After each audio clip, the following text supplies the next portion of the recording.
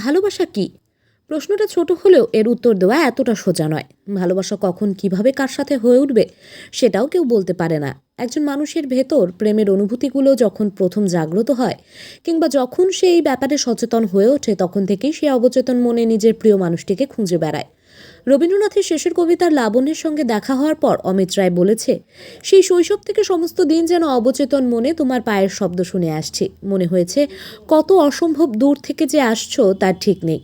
শেষ পর্যন্ত এসে পৌঁছলে তো আমার জীবনে। তবে এই প্রেমের সঙ্গে আষ্টে পৃষ্ঠে জড়িয়ে আছে বিরহ ও বিচ্ছেদ। বিচ্ছেদের যাতনা একতরফা ভালোবাসার চেয়েও কঠিন। বিচ্ছেদ কাতর প্রেমিক প্রেমিকাদের কাছে অমর কথাশিল্পী শরৎচন্দ্রের দেবদাস তাই এখনো অনেক প্রিয়। এমনি এক বিচ্ছেদের লিখেছেন 48-এর এক প্রেমিক। আসানসোলের কোর্ট মোড়ের বাসিন্দা অনুপম ঘোষাল কলেজ পড়ার সময় প্রতিবেশী বয়স 18-র প্রতিমাকে ভালো লাগে। কিছুদিন পর্যন্ত একে অপরের সাথে ইশারায় কথা শুরু করে। এরপর লুকিয়ে লুকিয়ে দেখা করে এবং প্রেমপত্রের মাধ্যমে একে অপরের প্রতি নিজেদের ভাবনার কথা আদান প্রদান করে। এইভাবেই 5 বছর ধরে ভালোবাসার গল্প চলতে থাকে। এর মধ্যে একে অপরকে না ছেড়ে থাকার প্রতিজ্ঞায় আবদ্ধ হয়।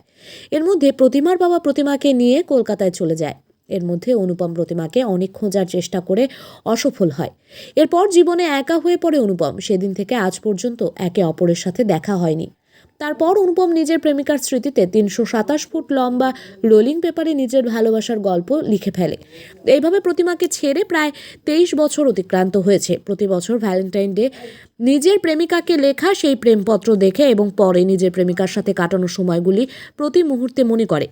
প্রেমিক অনুপম বলে, নিজের প্রেমিকার স্মৃতিতে যে প্রেমপত্র লিখেছে আজকের দিনে সেটি প্রেমিক এবং প্রেমিকাদের শিক্ষা প্রদান করবে। কারণ এই প্রেমপত্র প্রেমে পরাজিত এক প্রেমিকের কষ্টের কথা তুলে ধরা হয়েছে। তবে অনুপম ভয়ে রয়েছে, তার লেখা পৃথিবীর সবথেকে বড় প্রেমপত্র চাইলেই সুরক্ষিত রাখতে পারছে না। ইঁদুর তার লেখা প্রেমপত্র নষ্ট করে দিচ্ছে। তাই অনুপম সেই প্রেমপত্র সংরক্ষিত করার জন্য দেশের প্রধানমন্ত্রী ও রাজ্যের মুখ্যমন্ত্রীর কাছে আবেদন করে বলেছে তার এই লেখা প্রেমপত্র সংগ্রহালয়ে রাখার ব্যবস্থা করা হয়। না হলে সেই প্রেমপত্র আস্তে আস্তে নষ্ট হয়ে যাবে। অনুপমের এই প্রেম গল্পের ওপর 2টো বাংলা বই আর আমার ইতিমধ্যেই ছাপা মানসিক হয়েছে। যন্ত্রণা উত্তরোত্তর বৃদ্ধি পাচ্ছে।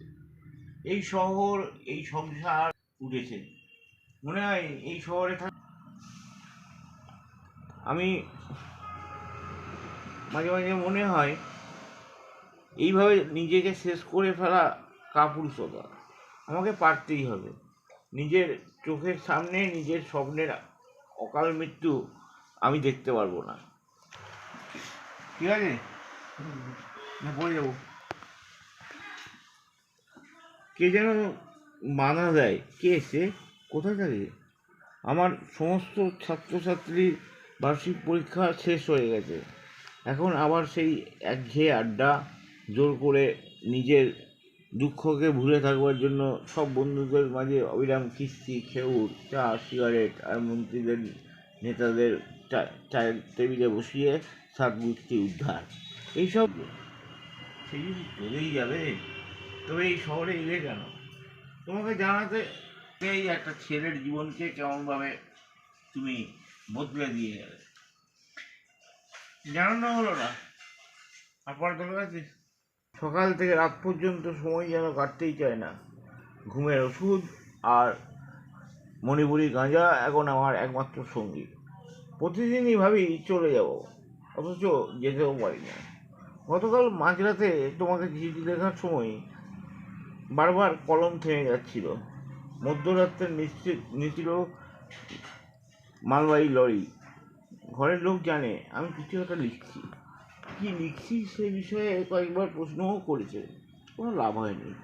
আগে সারাদিন রাত ঘরে বসে থাকতাম, এখন মাঝে মাঝে সন্ধেবেলায় আড্ডা মারতে বেরোই। তাই রাত্রে লিখি। তাদের সিঁড়ি ঘরে ওই সময় আমাকে কেউ